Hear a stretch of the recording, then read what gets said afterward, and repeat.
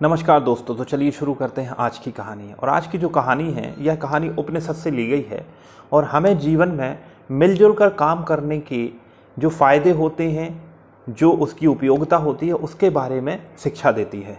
तो चलिए शुरू करते हैं। प्राचीन समय में एक ऋषि थे जिनका नाम था अंगिरा, और अंगिरा ऋषि के कई सारे शिष्य थे। इन कई सारे शिष्यों में एक बहुत ही कुशाग्र बुद्धि, बहुत ही होनहार, बहुत ही अधिक तेज काम करने वाला एक शिष्य था जिसका नाम था उदयन। उदयन अत्यंत ही चालाक था, अत्यंत ही कुशाग्र था।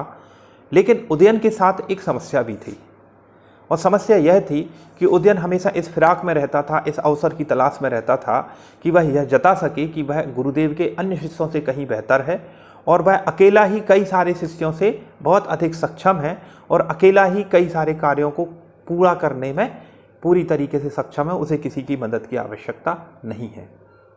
गुरुदेव भी उदयन की इस बात को भली भांति जानते थे। वह उदयन की कुशाग्र बुद्धि से तो परिचित थे ही, साथ ही इस अहंकार से भी पूरी तरीके से परिचित थे, और वो चाहते थे कि उदयन को इस बात को लेकर के सबक सिखाया जाए। इसी बात को ध्यान में रखते हुए गुरुदेव अवसर की तलाश में रहते थे। एक बार क्या हुआ कि ठंड का समय था और गुरुदेव को जो सारे शिष्य थे वो अलाव ताप रहे थे। गुरुदेव भी वहाँ पर बैठे हुए थे। अचानक से गुरुदेव को एक युक्ति सामने निकल करके आई, और उन्होंने एक बड़ी सी लकड़ी जो अलाव के बीच में पड़ी हुई थी, जलती हुई लकड़ियों के बीच में पड़ी हुई थी, उस लकड़ी की तरफ इशारा करते हुए शिष्यों से पूछा कि शायद मुझे लगता है कि यही वो तेज लकड़ी है, यही वो सबसे बेहतर लकड़ी है जिसके कारण ये पूरा का पूरा अलाव जल रहा है, जिसके कारण इस पूरे के पूरे अलाव में आग है। यदि ये लकड़ी यहाँ पर नहीं होती तो शायद ये अलाव उतना अधिक तेज और उतनी अधिक अग्नि हमें नहीं दे पाता। सारे शिष्यों ने गुरुदेव की बात का समर्थन किया। गुरुदेव ने उस तेज जलने वाली लकड़ी को निकाल करके अलाव से एक तरफ रख दिया, बाकी लकड़ियों को अलाव में रहने दिया। थोड़ी देर बाद शिष्यों ने क्या देखा कि जो अलाव जल रहा था, उस अलाव में जलने वाली अग्नि में कोई बहुत अधिक परिवर्तन नहीं आया, और वह अग्नि जो छोटी छोटी पतली लकड़ियों के साथ या अन्य लकड़ियों के साथ अभी भी लगभग उसी तरीके से जल रही थी।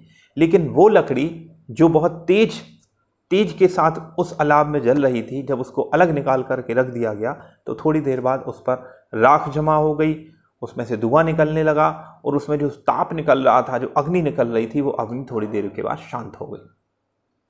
इसके पश्चात गुरुदेव ने अपने शिष्यों को समझाते हुए कहा, ठीक यही परिस्थितियां हमारे जीवन में भी होती हैं। जब हम एक परिवार के रूप में काम करते हैं, जब हम एक समाज के रूप में काम करते हैं, जब हम अपने कार्य क्षेत्र में एक समूह के रूप में काम करते हैं, तो हमारी एक दूसरे की योग्यताएं, एक दूसरे की कमजोरियां होने के बावजूद भी एक दूसरे की योग्यताएं आपस में मिलकर के अधिक उपयोगी परिणाम, अधिक सकारात्मक परिणाम सामने लेकर के आते हैं। लेकिन यदि हम अपने आप को कई लोगों से अधिक सक्षम मानते हुए दूसरों से अलग करने लगें, या ये जताने की कोशिश करने लगें कि हम अकेले रह करके भी बहुत अच्छा काम कर सकते हैं, तो शायद ऐसा सही नहीं होगा। और इस बात की जानकारी या इस बात के बारे में जो पूरा का पूरा ये जानकारी है, हम इस अग्नि और इस लकड़ी को देख करके लगा सकते हैं। और ये सच ही है। जब हम अपने घर में, अपने परिवार में होते हैं, तो हमारे घर परिवार के लोग हमारे सहयोगी होते हैं, तब हमारी योग्यताएं, हमारे काम कहीं अधिक निखर के सामने आते हैं। जब हम एक बेहतर कार्य क्षेत्र में बेहतर लोगों के साथ होते हैं, तो शायद उन सारे लोगों के साथ मिलकर के हमारी योग्यताएं कहीं अधिक निखर के सामने आती हैं और हम ज़्यादा फ्रूटफुल होते हैं। लेकिन जब हम अकेले काम करते हैं, जब हम अभिमानवश दूसरे लोगों की बात सुनना बंद कर देते हैं या उनके साथ चलना बंद कर देते हैं, तो ऐसी स्थिति में हमारी अंदर की योग्यता होने के बावजूद भी हम उतना बेहतर परिणाम नहीं दे पाते हैं जितना हम एक समूह के रूप में दे पा रहे थे।